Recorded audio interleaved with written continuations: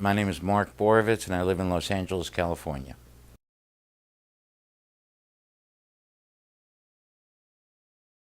I grew up in Cleveland, Ohio, Cleveland Heights, Ohio, actually, and I don't know, it was a normal house, I guess, whatever normal is, and we grew up going to shul, going to temple. We were members of a conservative temple. It was called Temple on the Heights then. Now it's called B'nai Jeshurun. And it was, pardon me, it was an important part of my my upbringing, going to Hebrew school, going to services on Saturday. And it was a place where I felt comfortable and like it was home. And other than that, I don't know, regular stuff until I was, I guess about 15. My father had passed away. My father had died of a heart attack. And I started to sell merchandise from my barber, as it says in the book. I sold merchandise from my barber that was stolen, and that's how I made money. And I helped out. I helped out at home. I helped out other people, and I just fell in love with doing crime. Actually, getting over. I think I lost respect for a lot of things, but I also was living two lives, okay, because I was still going to temple and I was president of my USY group. So I lived this split existence and I knew it was split, but it didn't seem out of the ordinary to me. I knew what I was doing was morally wrong, and I equated net worth and self-worth. So I guess if my upbringing was deficient in anything, it was in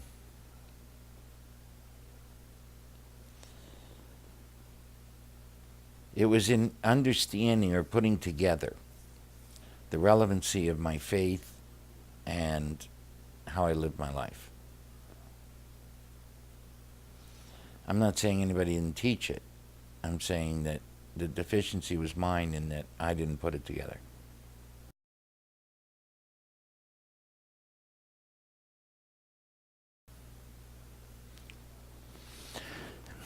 People ask me this question about faith and God a lot. I always had faith. I just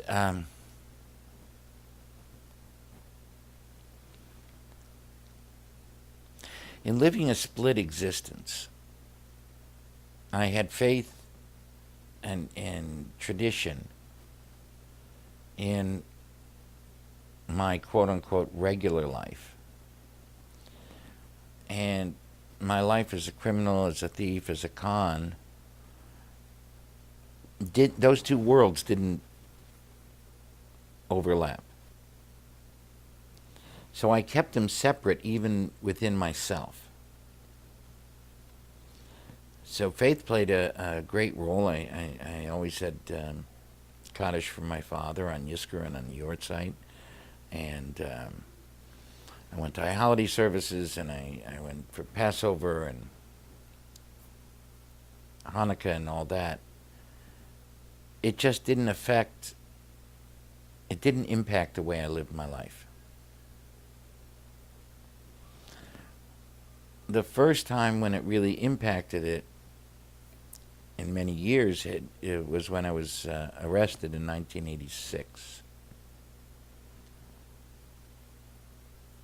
even the first time I was in prison in 1984 and 85, I spoke with the rabbi and I had a relationship with the rabbi in prison, but again, I kept it separate. So when I got out, I just went back to the old life. In fact, if anything, I had to catch up. In 86, when I was arrested, I called my first wife and told her to pick up some money. I hadn't talked to her in a month, and some money that I had on me. And she said, "What bail bondsman do you want me to call?" And I said, "Don't call anybody. The man upstairs is trying to tell me something, and I have to sit here till I can figure it out."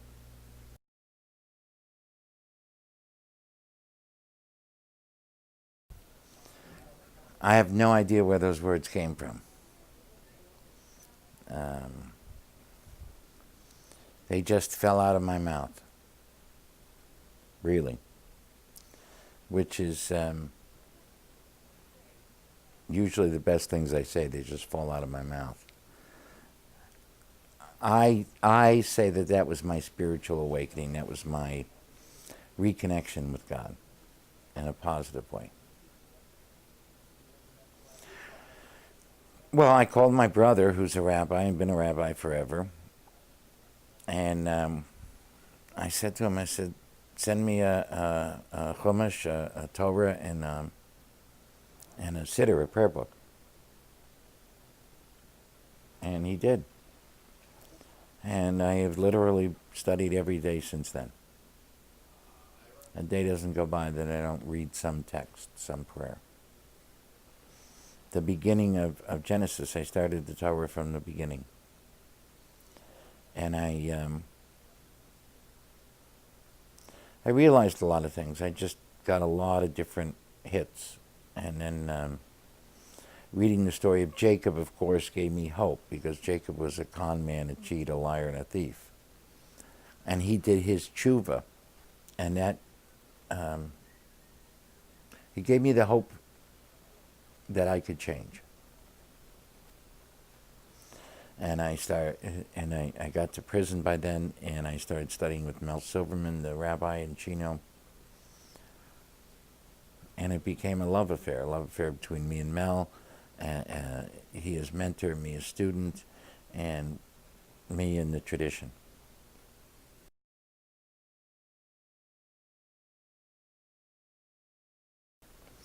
I relied upon God a lot. Even when I was stealing, I asked God for help. So I don't know that there was a moment.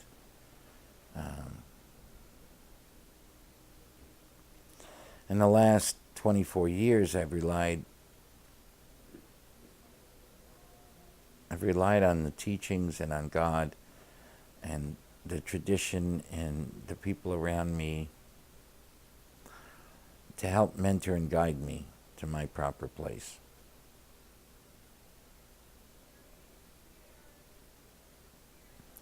I rely on God to help me in my work every day, to be able to see the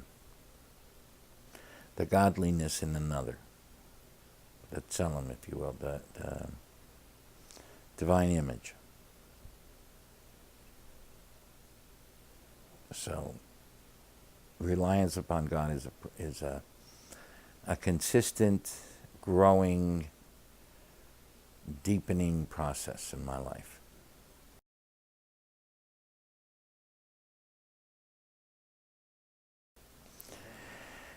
Well, I was in prison. I got out of prison. I came to work at Beit Teshuva. I finished my bachelor's degree in 1995. And I didn't know what I was going to do next. And then they opened up the Ziegler School of Rabbinic Studies in 1996. And my wife, Harriet Rosetto, and my friend, my teacher, my colleague, Rabbi Ed Feinstein said, both of them the same day, said, go to rabbinical school. So I applied, and they let me in. And 4 years later, I was ordained. That was when they did a 4-year program, and you went all year round. And And I loved it. And I hated it at times. And, what am I doing this for? And, oh, yeah, to get that ticket, to get the hecture, the way that people would listen to what I had to say. Because I had the title Rabbi, I'd earned their, not agreement, but I earned a seat at the table so that they would listen.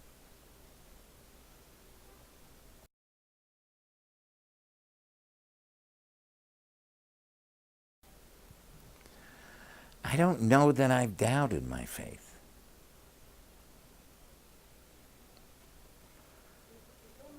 I haven't.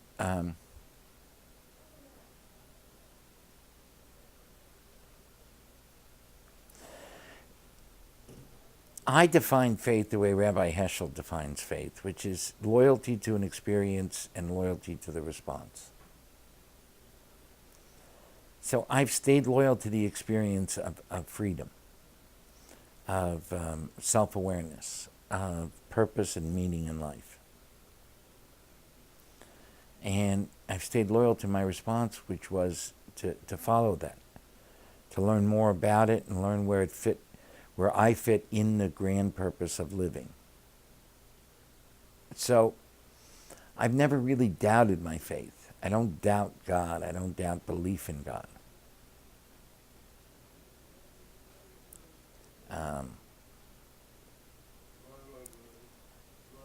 So I don't know how to answer that question any other way.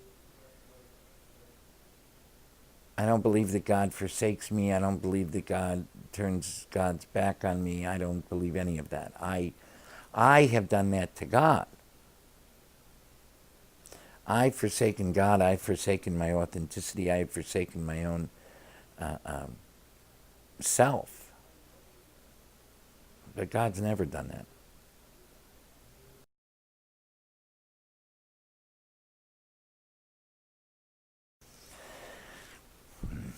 God's everything for me. So I experience God in meetings. I experience God in counseling. I experience God in text. I experience God in nature. I experience God all the time. I mean, there's no one thing. My experience of God is that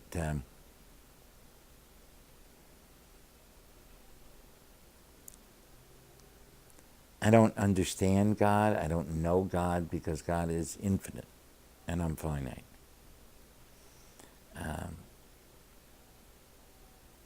I know that God is God and I'm not, and I say, thank God. That to me is the first commandment. I experience God just through breathing and through living. I have I'm certainly not perfect at it, and I have the opportunity and the knowledge that God is everything. The Kutzker Rebbe used to say, where do you find God? And he answered his own question, wherever I let God in. So each day I let God into I try and I let God in at least one grain of sand more to my living every day.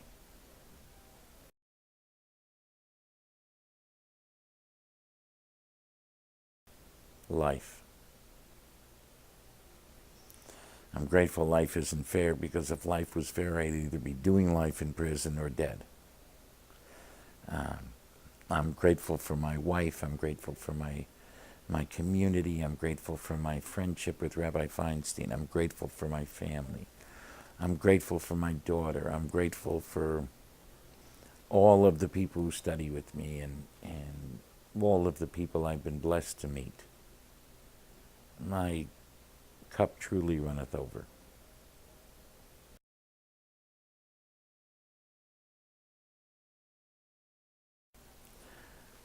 My greatest wish is that more people find living a life of joy and the awareness and the obligation to do that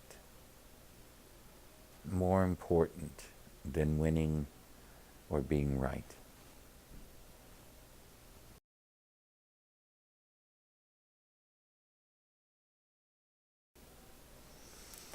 I think I have a lot of messages. The main message is that each person matters. You matter. Jewish tradition says that we all have infinite worth and equal worth.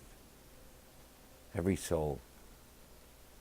And that every soul is created different, so we have unique worth.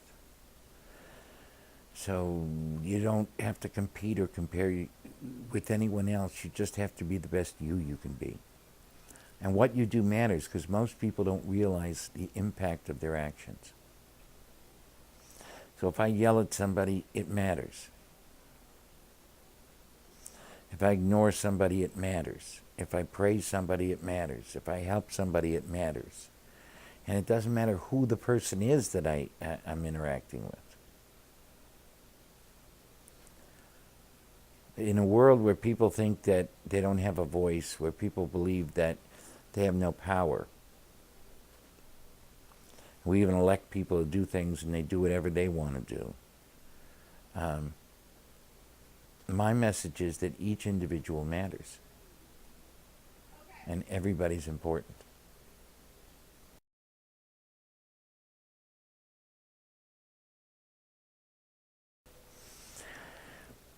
I would say that that's good, because that makes people Israelites, because Israel is to wrestle with God, to wrestle with yourself, and to wrestle with others. So if you're wrestling, if you're struggling, it means that you're connected. And connection is the greatest gift. It's the idea that I'm connected to God, and I wrestle with God, and I wrestle with myself, and I wrestle with other people to raise up the world. And most people, the God they don't believe in, I don't either.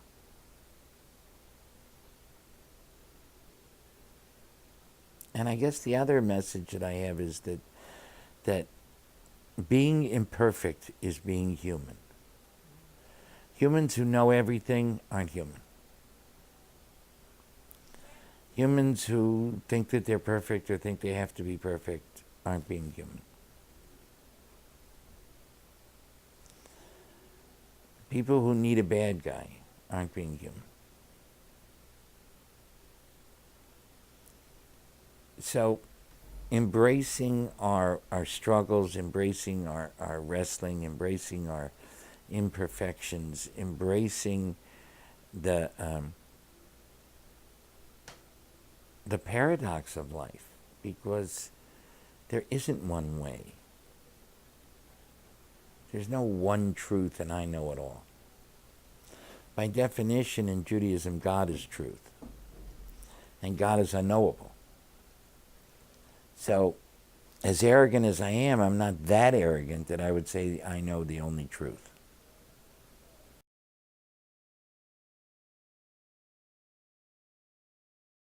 I love all prayer. I'm a passionate davener.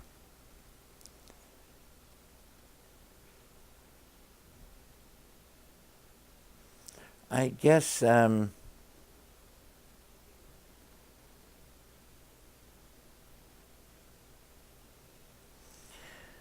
third paragraph of the Shema, where it says lo tatur, don't let your heart and your eyes lead you astray, so that you go whoring after them. And I learned this from my teacher, my friend Rabbi Ed Feinstein. Lo tatur, don't be a tourist. So every day when I read the prayer twice, I look and I say, was I a citizen? Was I engaged in my life? Or was I a tourist in life?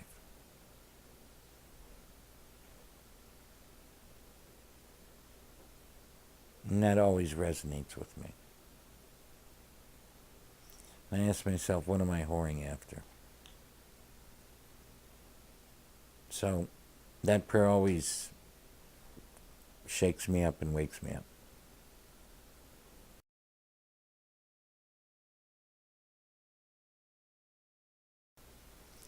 My prayer is that everybody realize their own imperfections and know that they need help in repairing the damage and in growing themselves in that area. The week's Torah portion talks about the people who have leprosy, which is a spiritual malady. It's not leprosy as we know it. And my prayer is that everybody realizes that while leopards may not be able to change their spots, humans can and must. And that this week I'm focused on the idea of a teshuva prayer. God, help me to return to my rightful place. God, help me to have new responses in areas where I've gone astray. God, thank you for always wanting me back.